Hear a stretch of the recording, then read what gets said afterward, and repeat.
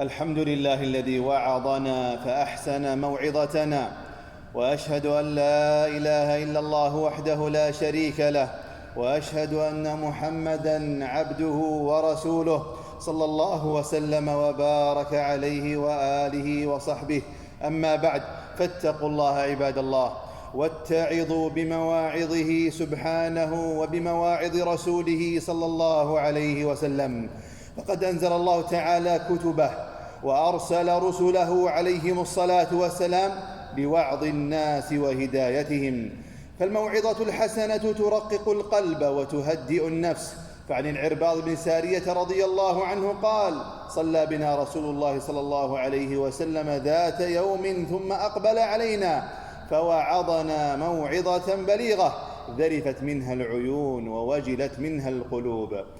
وبالموعظة يتبين الحق من الباطل، وتحب الطاعة وتبغض المعصية، فيستتب الأمن ويكثر الخير، لأن الموعظة تذكر برحمة الله سبحانه وترغب فيها وتحذر من عقابه في الدنيا والآخرة. وقد وعظنا الله تعالى في قرآنه بمواعظ كثيرة، منها قوله سبحانه: إن الله يأمركم أن تؤدوا الأمانات إلى أهلها وإذا حكمتم بين الناس أن تحكموا بالعدل إن الله نعما يعظكم به إن الله كان سميعا بصيرا. وقوله سبحانه: وضرب الله مثلا قرية كانت آمنة مطمئنة يأتيها رزقها رغدا من كل مكان فكفرت بأنعم الله فأذاقها الله لباس الجوع والخوف بما كانوا يصنعون.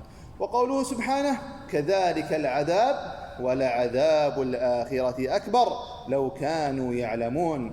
قال هذا في سورة القلم بعد ذكر عذابه بإهلاك ثمر مزرعة الذين عزموا على منع حق المساكين في ثمرها.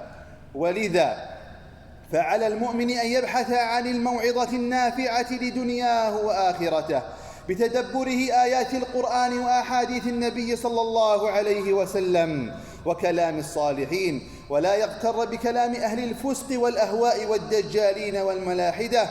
قال الله تعالى: قل إنما أعظكم بواحدة أن تقوموا لله مثنى وفرادا ثم تتفكروا ما بصاحبكم من جنة إن هو إلا نذير لكم بين يدي عذاب شديد.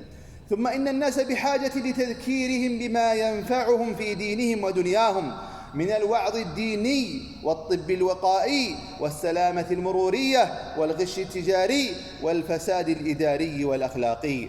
وعلى العاقل أن ينتبه للمواعظ ويعمل بها. قال الله تعالى: ولو أنهم فعلوا ما يوعظون به لكان خيرا لهم وأشد تثبيتا. ولا يقول كما قالت عاد لنبيهم هود عليه الصلاة والسلام: قالوا سواء علينا أوعظت أم لم تكن من الواعظين فأهلكهم الله تعالى. اللهم اهدنا فيمن هديت، وعافنا فيمن عافيت، وتولنا فيمن توليت، واغفر لنا ولوالدينا وللمؤمنين إنك أنت الغفور الرحيم.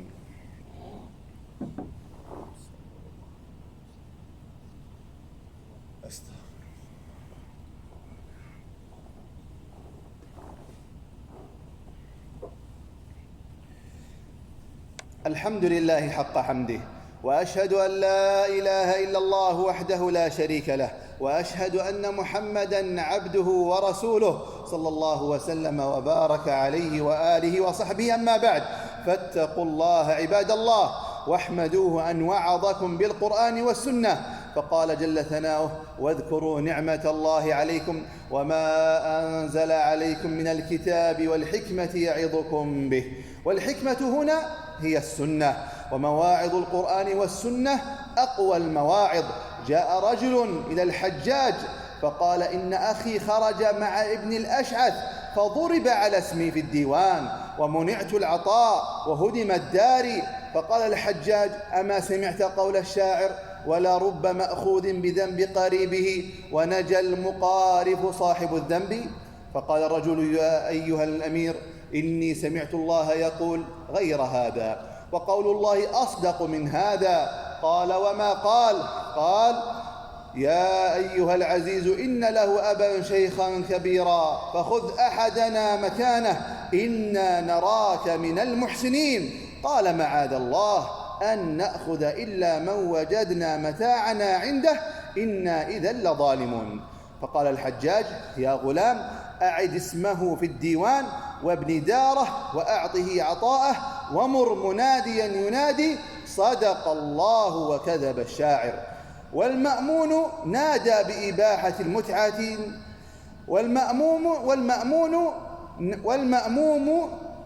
والمأمون نادى بإباحة المتعة لشبهة فوعظه رئيس قضاته بقوله تعالى والذين هم لفروجهم حافظون إلا على أزواجهم أو ما ملكت أيمانهم فإنهم غير ملومين، فنادى المأمون بتحريمها.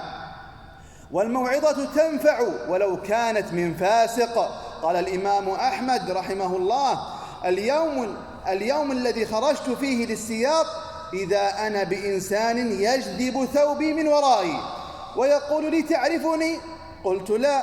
قال أنا أبو الهيثم اللص مكتوب في ديوان أمير المؤمنين أني ضربت 18,000 سوط بالتفاريق وصبرت في ذلك على طاعة الشيطان لأجل الدنيا، فاصبر أنت في طاعة الرحمن لأجل الدين.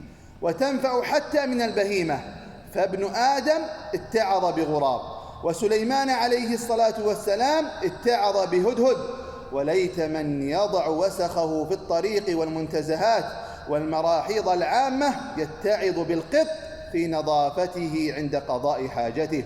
فانتفعوا عباد الله بالموعظة الحسنة وعظوا غيركم بفعلكم وقولكم وبالكتابة وفي برامج التواصل الاجتماعي وغيرها، فرب كلمة أنقذت من هلكة. قال أمير المؤمنين عمر بن عبد العزيز رحمه الله كلمة تتصدق بها على فقير خير من دينار تعطيه. وليتعظ المدخن أيذكر الله بفمن منتن وينفق على تدخينه في السنة أكثر من 10,000 ريال وتتشوه أسنانه ويمرض صدره ويؤذي غيره برائحته وبسوء خلقه لبعد الملائكة عنه وقرب الشياطين منه، فالملائكة تتأذى مما يتأذى منه بنو آدم.